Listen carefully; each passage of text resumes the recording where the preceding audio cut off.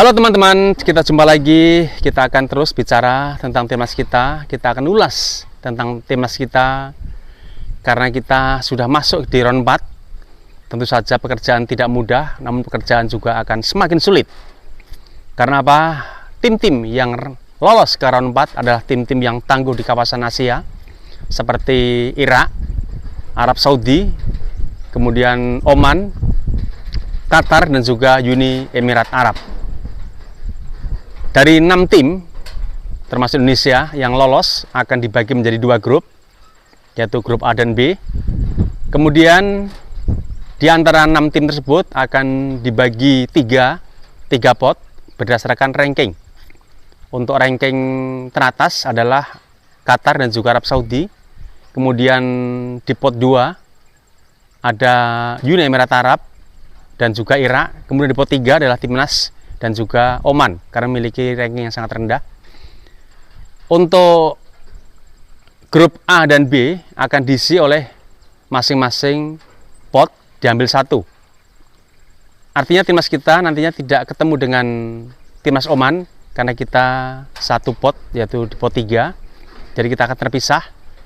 Jadi kita kemungkinan besar akan bertemu dengan Qatar, kemudian Arab Saudi, atau mungkin Irak dan juga Uni Emirat Arab.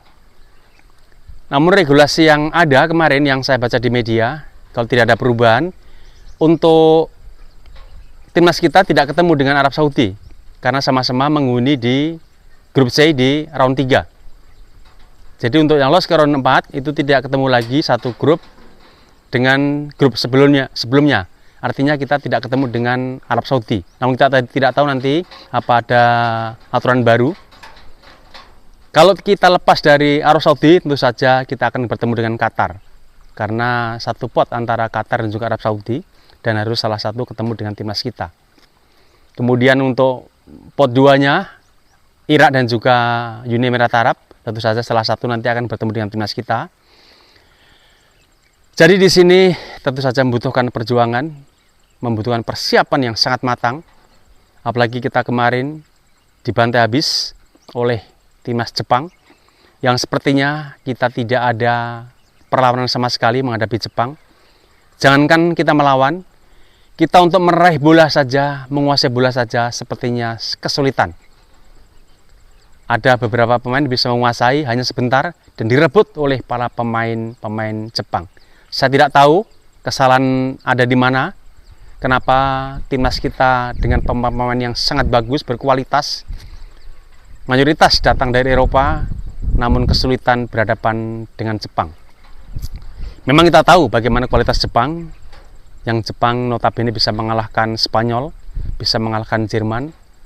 Namun mestinya timnas kita paling tidaklah bisa mengimbangi, kalah tidak masalah, namun tidak dengan skor yang begitu mencolok. Bahkan timnas kita tidak bisa menciptakan gol, bahkan juga tidak bisa menciptakan peluang. Itu sangat ironis sekali dengan kualitas pemain yang ada. Namun saya tidak bisa mengatakan siapa yang salah. Tentu saja teman-teman bisa menelaah sendiri, bisa menilai sendiri ada kesalahan apa di sana, pelatih atau strategi atau pemain. Jadi saya kembalikan kepada teman-teman semuanya untuk menilai. Namun kita harapkan untuk ke depan tentu saja timnas kita jangan bermain seperti itu. Sangat berbahaya, sangat riskan, dan sangat memalukan. Untuk itu di round 4 nanti harus ada kesiapan yang lebih matang lagi. Ada persiapan yang sangat luar biasa untuk menyongsong daripada pertandingan di round 4 ini. Karena diharapkan timnas kita harus bisa menjadi juara grup agar langsung lolos dan bisa menyusul tim-tim yang sudah lolos dari round 3 sebelumnya.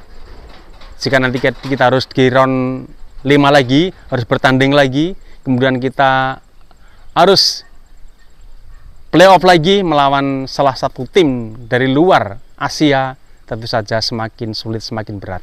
Untuk itu harapan kita, tentu saja di round 4 ini, mudah-mudahan timnas kita bisa memberikan yang terbaik, dengan strategi yang terbaik, dengan pemain yang terbaik, dan juga dengan kerjasama yang terbaik. Itu harapan kita, sehingga kita bisa menjadi juara grup, bisa mengalahkan siapapun di round 4 ini. Itu yang lebih baik lagi. Jadi jangan mengandalkan seri, apalagi kalah. Kita harapkan adalah kita bisa menang dan menang saat kita menghadapi siapapun di round 3 ini. Di round 4 ini. Dan kita tahu bagaimana permainan daripada Timur Tengah. Kita harusnya timnas kita sudah tahu betul, pelatih kita tahu betul bagaimana cara bermain mereka.